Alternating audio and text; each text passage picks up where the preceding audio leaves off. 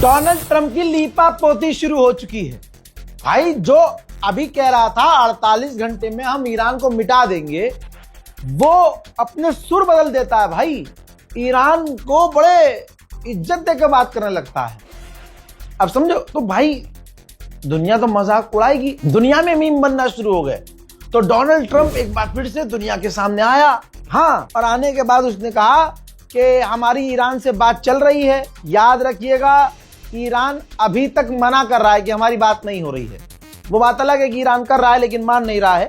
लेकिन Donald Trump ने कहा कि हमारी ईरान से बात हो रही है और ईरान यूरेनियम एनरिच करने से मना कर रहा है। मतलब ईरान राजी हो गया है कि वो यूरेनियम एनरिच नहीं करेगा और परमाणु नहीं बनाएगा।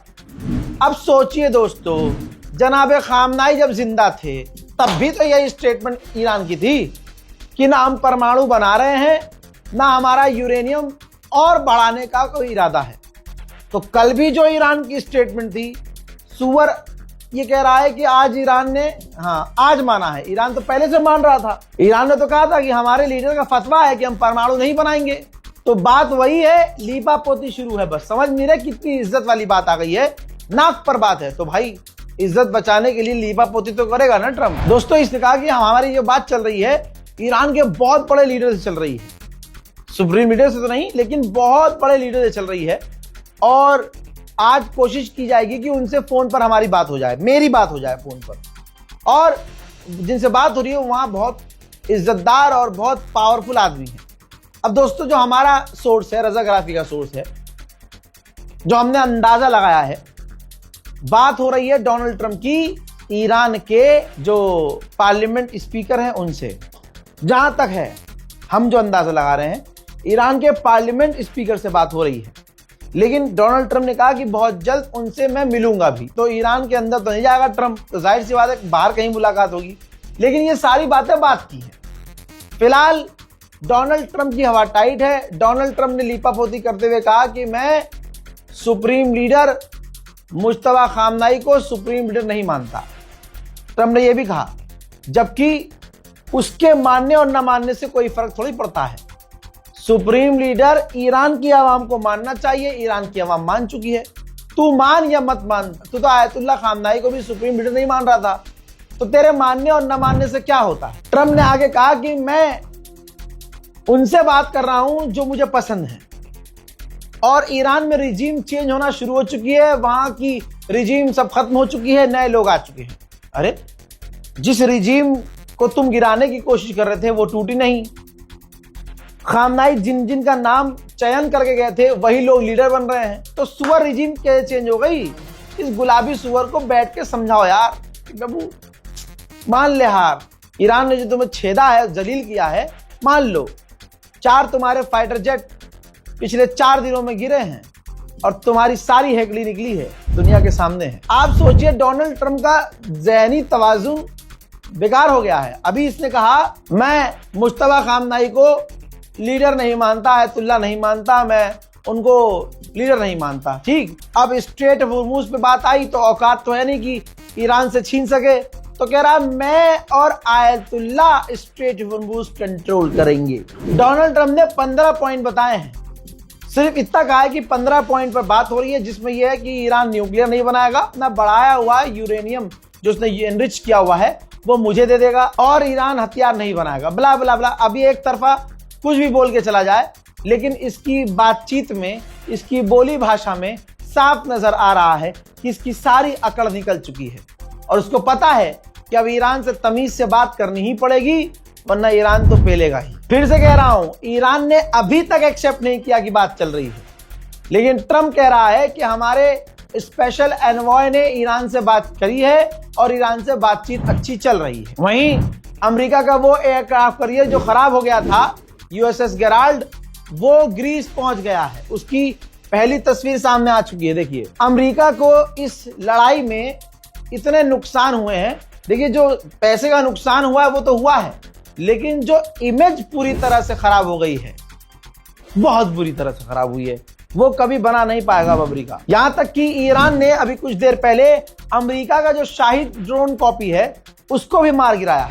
बर्तानिया का बहुत बड़ा चैनल है स्काई न्यूज। स्काई न्यूज पर एंकर पता है क्या कह रहे हैं? स्काई न्यूज पर बात चल रही है, एंकर्स कह रहे हैं कि ईरान ने पिछले 2-3 दिनों में जो बहुत बड़े हमले किए हैं अमेरिका की और इजराइल की साइट्स पर, उसके बाद डोनाल्ड ट्रंप पीछे हटे। मैं अपने सोर्स से बता रहा हूं, पाकिस्तान, तुर्की और इजिप्ट, याद रखना मोहम्मद रजा ने बताया है, पाकिस्तान, तुर्की और इजिप्ट ने एड़ी चोटी का जोर लगाकर अमेरिका और ईरान की बात करवाई है।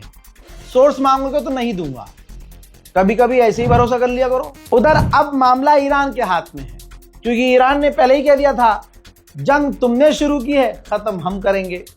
ईरान के अंदर अभी भी आवाम प्रदर्शन कर रही है और लगातार सड़कों पर है।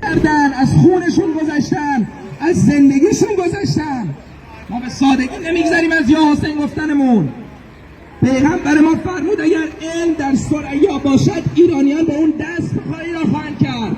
نمونهش همین نیروگاه ها، نمونهش همین صنایع موشکی ما به سادگی نمیگذریم از این. پیغمبر فرمود اگر امت من خیانت کنند از به هم زدن تمرکز ملت ما میکنه.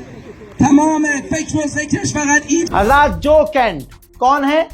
जो अमेरिका के टेरर काउंटर के हेड थे, ठीक, जिन्होंने रिजाइन देकर अमेरिका की गवर्नमेंट को नंगा कर दिया। उन्होंने जानकारी शेयर की है, उन्होंने अपना ओपिनियन रखा है। कहा है डोनाल्ड ट्रंप के बयान को शेयर करते हुए कि सबसे पहले इजराइल पर पाबंदी लगानी चाहिए, इजराइल को रोकना होगा, तभी ये बातचीत, तभी ये सीजफायर और जंगबंदी हो पाएगी, क्योंकि इजराइल ये बातचीत हमेशा की तरह खराब कर सकता है। इजराइल बड़े हमले करेगा और ये बातचीत होते होते खराब हो जाएगी। उधर ईरान के स्टेट मीडिया पता है क्या कह रहे हैं? कह रहे हैं कि ट्रंप को पता चल गया है कि अब हम बड़े हमले करने वाले हैं। और बिल्कुल सही कह रहे हैं। 3 दिन पहले मैंने बताया था ना, IRGC ने ऐलान किया कि अब हमने पुराने हथियार खत्म कर दिए हैं, अब हम अपने नए हथियार निकाल रहे हैं। और उसके बाद ईद से लेकर, भारत के वक्त के मुताबिक ईद वाले दिन से लेकर ये 83 तक ईरान ने जो इजराइल पर भाई डिमोना को निशाना बनाया, इजराइल के बड़े शहरों को निशाना बनाया, इजराइल के तमाम डिफेंस सिस्टम फेल हुए। अब उसके बाद ट्रंप ने अब देखा, अरे बाप रे बाप, बहुत ज्यादा पीटा जा रहा है भाई। तो डोनाल्ड ट्रंप को यह पता चला कि अब ईरान कह रहा है कि इससे बड़े हमले करेंगे, तो ट्रंप पीछे हट गया है। यही बात ईरान के चैनल कह रहे हैं। دقیقا اینا میدونستن زدن این ما اصلا اینا فهمیدن که ما یه جنگ وجودی داریم میکنیم، یعنی همه ی نظام ما از بالا تا پایین، نیروهای مسلح، رهبری، همه ی ارکان نظام به خصوص مردم که پایکارن یک جنگ وجودی رو در نظر دارن که تا آخرش ما باید بریم. این جنگ باید پایان جنگ بین ما و آمریکا و رژیم صهیونیستی باشه. این برای اینا مهمه. میدونستن که ایران میگه من میزنم، اونم در طول 1000 خورده کیلومتر در مرزهای جنوبی ایران در خلیج فارس، کشورهایی که دارن به آمریکا پایگاه. उधर हिजबुल्लाह की तरफ से भी, जी हाँ, ऐसा नहीं है कि बातचीत चल रही है तो हमले रुक रहे हैं। हिजबुल्लाह की तरफ से इजराइल में रॉकेट आया है। इजराइल इतना कमजोर हो चुका है कि हिजबुल्लाह तक के रॉकेट को नहीं रोक पा रहा है, और हिजबुल्लाह के रॉकेट इजराइल में गिरे हैं। القديم شلون לא, זה נהג אגד. נהג אגד. רגע. חבר'ה, נפילה ליד אגף שפע. האוטובוס קיבל ממש לפניו פה. אפשר לראות. שימו לב לאוטובוס.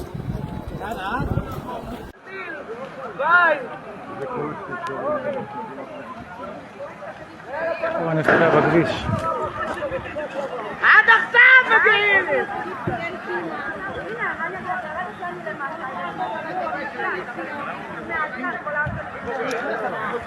את הבלוקים. כל הבלוקים רסיסים. מכוניות פה על החוף.